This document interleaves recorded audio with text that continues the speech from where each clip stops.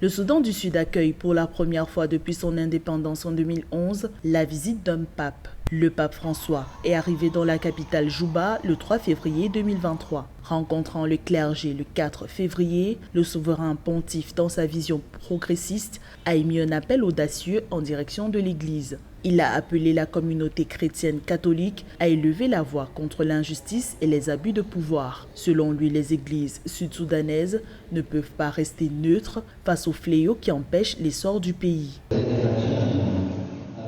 Demandons-nous ce que cela signifie pour nous d'être ministres de Dieu dans un pays marqué par la guerre, la haine, la violence et la pauvreté.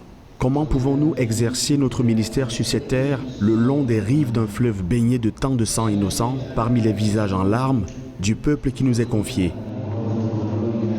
La visite papale au Soudan du Sud marque la deuxième étape du 40e voyage apostolique à l'étranger du leader religieux catholique et son 5e voyage en Afrique. Reçu au palais présidentiel par le chef de l'État Salva Kiir à son arrivée, le pape François a imploré les dirigeants sud-soudanais à mettre de côté leurs récriminations réciproques pour construire une paix véritable.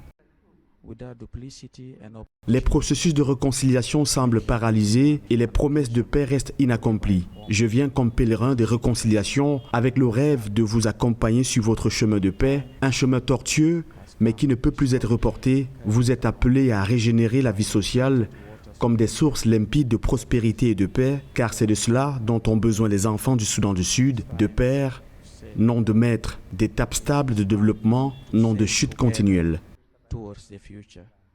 Le gouvernement et les groupes rebelles sud-soudanais ont signé un accord de paix en 2018, un pacte qui tarde à être matérialisé en raison de tensions récurrentes entre le président Salva Kiir et son vice-président Riek Machar. En août 2022, le pays a prolongé sa période de transition de 24 mois pour ouvrir la voie à la tenue d'élections préalablement prévues en février 2023.